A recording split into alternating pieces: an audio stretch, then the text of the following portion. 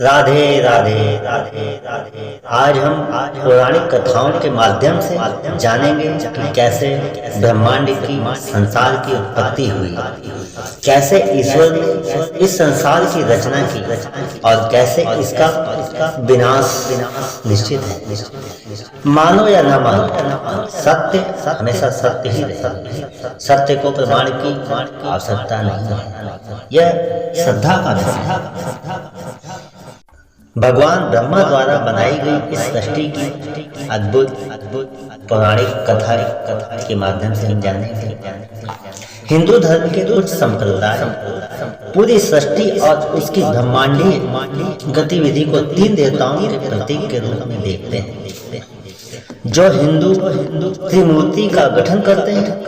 ब्रह्मा निर्माता, विष्णु पालन करता और शिव संहार करता। पौराणिक कथाओं के अनुसार संपूर्ण विश्व के निर्माण में पौराणिक कथाओं के अनुसार संपूर्ण विश्व के निर्माण से पूर्व दूध का केवल एक सफेद समुद्र मौजूद था, जिसे क्षीर सागर कहा जाता है। क्षीर सागर पर तैरता एक कमल का फूल था, जिसकी फीकी गुलाबी पंखुड़ियों के भीतर सो रहे थे विश्व के निर्माता भगवान ब्रह्मा। जब भगवान ब्रह्मा सो रहे थे तब कुछ भी नहीं, न पृथ्वी, न आकाश, न प्रकाश, न अंधकार, न अच्छा या बुरा, न मनुष्य। ब्रह्मांड बिल्कुल मौजूद नहीं, शांत खामोश क्षीर सागर के अलावा कुछ भी नहीं। इस ब्रह्मांड में जीवन तभी शुरू हुआ जब भगवान ब्रह्मा जाग गए। 10,000 साल एक अनंत काल बीत गया। लेकिन जब अचानक क्षीर सागर की शांत सतह कांपने लगी, तब भगवान ब्रह्मा ने अपनी आंखें खोली। जब उन्होंने अपने चारों ओर देखा और कुछ नहीं पाया, उन्हें काफी खाली और अकेलापन महसूस हुआ। उनकी आंखों में बड़े बड़े आंसू छलक पड़े। जब वे आंसू क्षीर सागर में गिरे तो उन्होंने पृथ्वी का रूप लिया और जिन आंसुओं को ब्रह्मा जी ने पोंछ दिया, वे वायु और आकाश में। फिर वे खड़े हुए और स्वयं को तब तक खींचा जब तक उनका शरीर ब्रह्मांड नहीं बना और वह बाईं और फैले और आकाश में सूर्य और चंद्रमा और सभी सितारों का निर्माण किया। उन्होंने इधर और उधर स्वयं को फैलाया और शुष्क मौसम और तूफानी मौसम, आग, हवा और बारिश का निर्माण किया।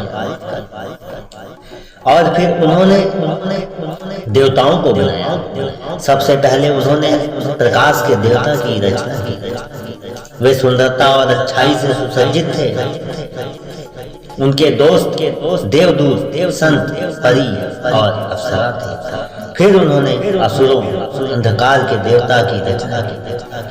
उनके दोस्त भूत, दानव और नाग थे और इसीलिए उन्होंने मित्र और शत्रु दोनों बनाए, क्योंकि देवता और असुर शत्रु होने के लिए बनाए गए। साथ ही उन्होंने बताया कि क्षीर सागर में अमृत नाम का एक चमत्कारी पदार्थ मौजूद है। जो भी उसे ग्रहण करता है वह हमेशा के लिए अमर हो जाए। देव और असुर दोनों अमृत चाहते थे, लेकिन वे इसे समुद्र मंथन करके और मक्खन में बदलकर ही प्राप्त कर सकते थे। लेकिन उन्हें ऐसा मंथन कहाँ मिलेगा जो कार्य के लिए पर्याप्त शक्तिशाली है।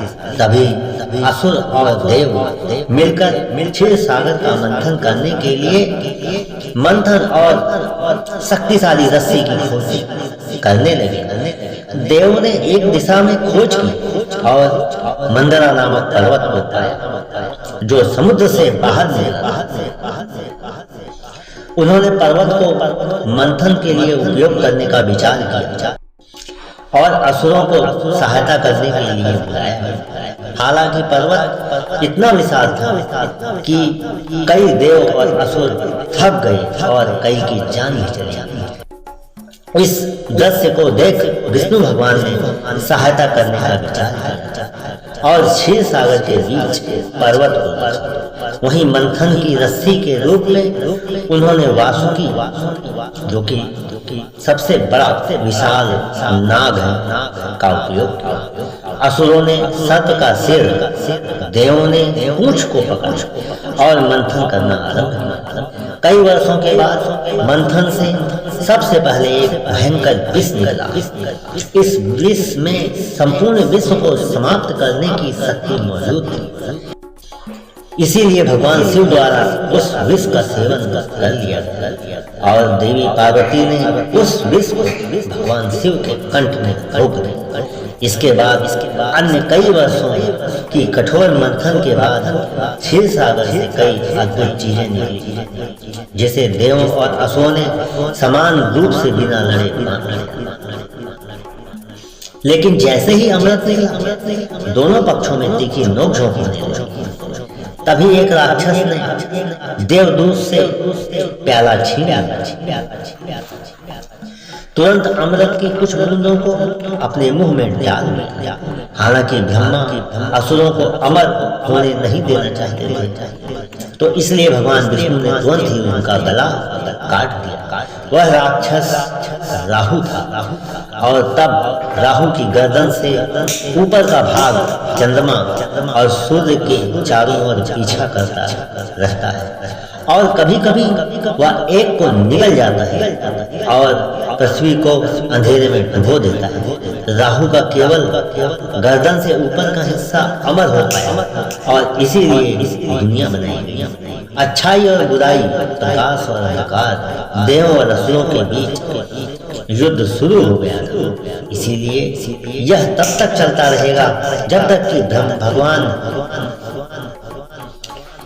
कि भगवान ब्रह्मा थक नहीं जाएंगे और एक बार फिर अपनी आंखें बंद नहीं करेंगे। तब ब्रह्मांड का अस्तित्व समाप्त हो जाएगा, सिवाय क्षीर सागर, एक कमल के फूल और गहरी नींद में सृष्टि के भगवान के अलावा कुछ नहीं बचेगा। तो दोस्तों, इस प्रकार हमारे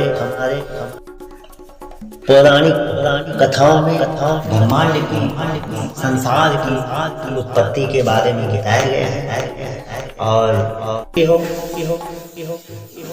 तो लाइक करें, सब्सक्राइब करें और मैं अगले